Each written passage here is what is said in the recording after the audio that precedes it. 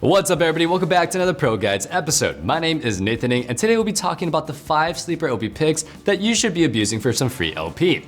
You definitely know the popular picks and builds since they're all over our social media, including our own YouTube channel, but in this video we'll be looking at some of the lesser known builds today. So without further ado, let's hop right in.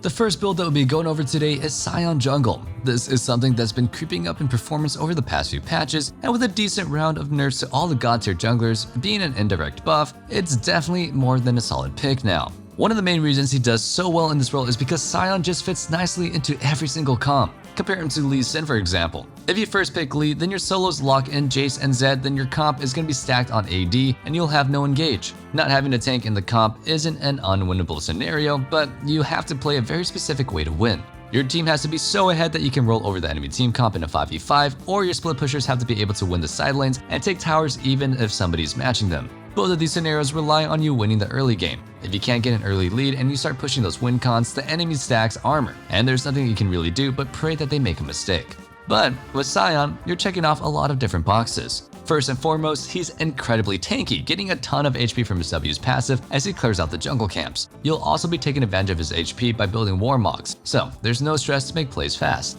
You can soak up a ton of poke, then regenerate all your HP back in seconds. His ultimate also gives you great engage potential, being able to force fights hard when you have an open space to do so. If a fight has already broken out and you're not there, it also lets you quickly rotate. This can easily turn around a fight on opponents who think that they're taking a fight with a numbers advantage, only to have you come in from a flank and crash into their backline. In addition to his ultimate, although his Q may be telegraphed, the huge AoE forces the opponents to move around, or they'll be hit by potentially huge damage and stun. They just can't sit there and DPS you and your teammates down. On top of all of the CC, Scion also does a lot of damage for such a tanky champion. A fully ramped down Scion ultimate and a charged up Q is almost enough to burst down squishy ADCs and mages. So TLDR, he's a juggernaut with bruiser levels of damage, tank levels of durability, and a ton of CC. So how could he not be an OP pick in the jungle, and how is he not more popular in this role? Now, for the build.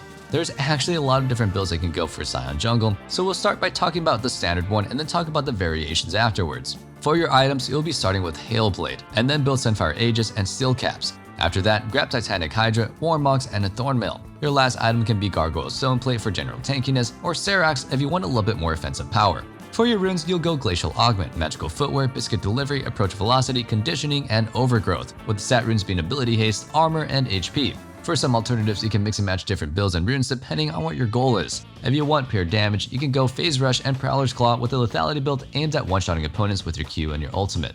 A not so commonly known thing is that Phase Rush resets when you're reborn in your passive, which can easily surprise unsuspecting opponents and then result in you getting some cheese kills. Another option is to go Stridebreaker with Glacial Augment. Aside from swapping the mythic, this build will be the same as the tank one, so it'll follow a similar playstyle. You'll have better stickiness and damage potential while trading off a good deal of tankiness. One thing to note here is that since Stridebreaker procs Glacial Augment, giving you a slow field, you'll want to make sure that you have the active ready when you're about to go into your passive. If you can land it, the slow field can ensure that you'll trade back a kill with your passive on any immobile champion stuck in it.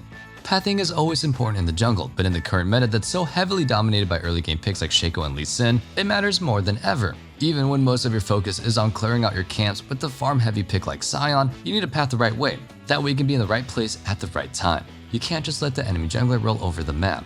Giving up every scuttle crab, ignoring easily counterable ganks and dives will easily lose you the game, no matter how strong your scaling is. Thankfully, we all have the resources that you need to learn the concepts like early pathing and mid to late game macro. That way, you can jungle like a challenger. With the Pro Guides sub, you can get access to all of our online courses, unlimited chats with our top tier coaches, and if you decide to book a session, you can even get a discounted rate.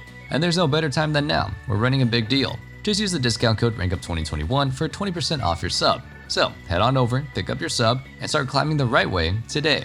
Now let's get back into the video. Our next sleeper build is Full Pen Caitlyn. This build is not something that's just OP all the time. It serves a very specific niche against certain champions and comps, and definitely doesn't provide the same DPS that a standard Caitlyn build does, which is needed in most games to fight front-to-back teamfights. The times that you want to play Full Pen Caitlyn are when the enemy team is full of squishy, high damage champions that look to one-shot you before you even get a chance to dish out consistent auto-attack damage. Let's say the enemy comp has a Quinn top, Kha'Zix jungle, and LeBlanc mid. If you're in auto distance of these champions, you're also in range of their not so fair and impossible way to counterplay one-shot combos. To safely play against champions like this, you want to deal as much damage from as far as possible. Most ADCs are just sort of SOL when it comes to dealing with these situations, and have to pray that their team peels for them. Thankfully, with Caitlyn, you have the self-sufficiency here. Her Q gives you some far-reaching poke and already hits pretty hard to get squishy targets with the standard build. When building into full armor pen, an opponent being smacked by one of these can easily lose nearly half their health. Her traps allow you to block off entire pathways, which can limit the threats reaching you in the first place. And a mobile threat like Quinn has to go all the way around to find a different way into the fight. If it's an opponent with some form of mobility like Kha'Zix or LeBlanc, using their ability to hop over the wall leaves them with actually no way to get to you until their cooldown comes back up. Stepping on a trap to clear it is punishing even for the tankier opponents, but when we're talking about specifically building this against the squishier enemy team comps, that won't even be a possibility. Doing so gives you a chance to land one of your hard-hitting autos on a brave/stupid opponent, and if you're in range to follow up with that Q, you may even delete them altogether.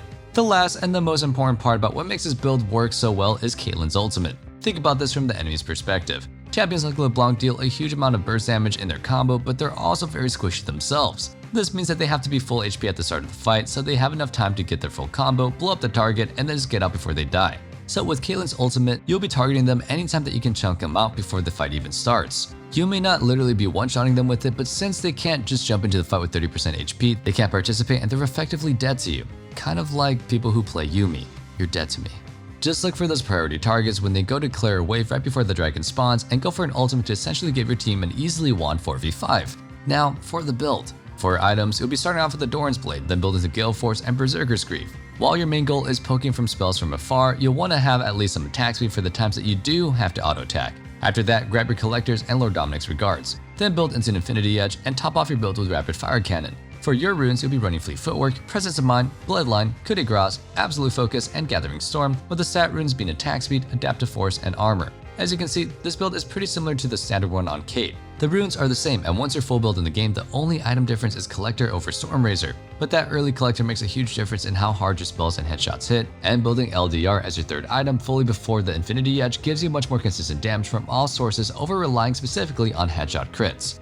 Another sleeper OP build that we have is for Soraka. This isn't so much a sleeper build as it is a single sleeper item, and that item is Warmogs. Up until this patch, you needed a pretty hefty amount of HP to activate the Warmog's Heart's passive. For a champion that builds full tank or has a naturally fat health pool like Sion or Cho, this was easily attained. But for squishier champions, it was pretty inaccessible. If you wanted Warmogs on Soraka, it meant passing up core enchanter items, a trait that wasn't worth it. But with the passive requirement being changed from 3000 max health threshold to 1100 bonus health, it can now reasonably be built on Soraka right after you complete your mythic. Your 3-item core of Spell Thieves, Moonstone, and Warmogs will net you 1075 bonus HP out of the needed 1100, so you'll need to buy an extra Ruby Crystal to activate the passive. Since that will build into your next item anyways, it's not like that 400 gold is going to waste. It's kind of like ARAM Soraka. Yeah, I play a lot of ARAM, I'm a casual gamer, what can I say?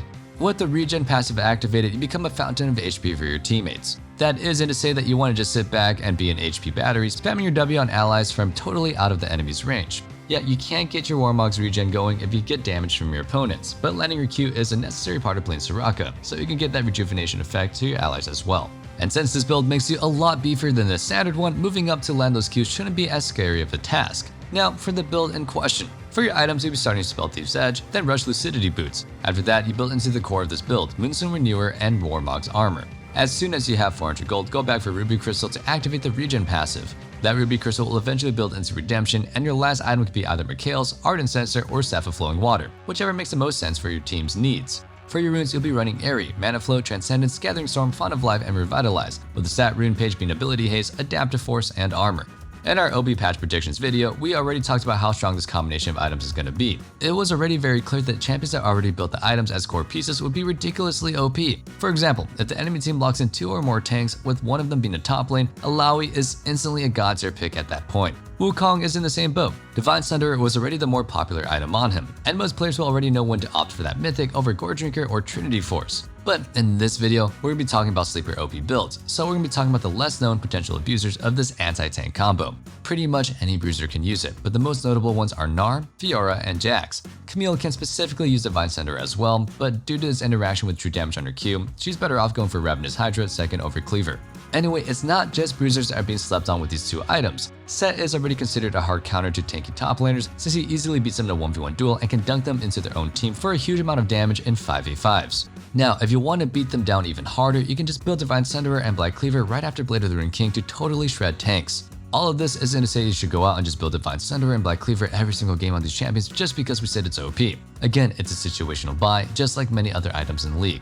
Stripebreaker is a very nice item when you need the sticking power, and Gore Drinker is definitely preferred when you need to heal in those 5v5 brawls. But when you do go against a tanky opponent and you don't need the other mythics, you should definitely be taking advantage of these two items. And when it comes to finding the builds that we put in the videos, we have to search high and low. Sometimes it's a pick that's trending only in high elo, sometimes it's a build we hear from another friend, or sometimes it's just something that we theorycraft on our own. No matter how hard we search, we can't cover them all. A sleeper OP build isn't very sleeper if everybody knows about it. And that brings us to today's question of the day. What's your sleeper OP build? Like I said, we can't just cover all the OP builds out there, but just let us know what your secret build is, and maybe you can get a shout out in the next video. I don't know, maybe not. Now, without further ado, let's get back into this one. Finishing off our list, we have Lulu as a solo laner. We've been kind of whining about how OP Lulu is as a support for months now, but something that we haven't even paid attention to is how strong she is as a solo laner. The last change that we saw to Lulu was a buff when she was already stupidly strong, so I don't expect any meaningful nerfs anytime soon. So with that said, you should be abusing her even if you don't play in the bot lane. What makes Lulu such an OP solo laner is exactly what makes her strong as a support. She just doesn't have any weak stages in the game. Plenty of enchanters have ridiculously strong scaling. Seraphine, Sona, and Yuumi, for example, are all basically hyper carries due to how well they perform in the late game fights. But ask any ADC what it's like to lane with them. Spoiler alert, kind of sucks. They provide no pressure, they get one shot at their CC'd, and they make any lane against oppressive opponents very unfun. If you take Seraphine to mid, your jungler is going to feel the same way. While Seraphine's hard scaling does statistically make her a good pick in the role, it can be extremely frustrating to work with her early game. While you're passively wave clearing and farming, the enemy jungler has Qiyana ready to move at a moment's notice. But when you take Lulu mid, things play out a lot differently. She has good, consistent pushing power and can much more reliably trade on her opponent, and even bully most opponents when you play around her cooldowns right. When it comes to 2v2ing, her EQ combo actually does a pretty good amount of burst damage, while her polymorph completely renders the opponent useless. As an added bonus, her E's true sight can be huge in deciding who wins skirmishes when playing against champions like Qiyana and Kha'Zix that can otherwise outplay with their invisibility. You could go full AP and do some ridiculous amounts of damage, but we're aiming for the consistency that support Lulu gives by enabling their teammates to do anything. The build is cheaper, so you'll hit spikes faster and you won't need to worry about soaking up nearly as much farm. That way, you can go ahead and stay grouped all the time and death ball around your fed carries. Now, for the build, you'll be starting off with Corrupting Potion and at some point in the early recall, grab a Dark Seal, build Lucidity Boots and Shurelya's Battle Song, and if everything goes well, we'll upgrade Dark Seal into Medjai's. Pick up Ardent Censer and Staff of Flowing Water and then top things off with a Rabadon's Death Cap. If you weren't able to go Medjai's, then you can swap it out for Cosmic Drive. For your runes, run Airy, Mana Flow, Transcendence, Gathering Storm, Biscuit Delivery, and Time Work Tonic. The stat runes are going to be Attack Speed, Adaptive Force, and either Armor or Magic Resist. And that wraps things up for our sleeper builds that you're missing out for patch 11.11. Hope you guys enjoyed the video, and if you did, be sure you sub so you never miss out on our meta guides such as this one, and you're always in the loop for what the best picks are. Remember, let us know what your favorite champ duo is down in the comments below. And one last thing, don't forget to check out our Discord in the description as well, where you can go ahead and discuss the league further or just hang out and be part of the community. I can't wait to see you guys back in the next video, but until then, stay safe, stay healthy, and have a wonderful day. Peace.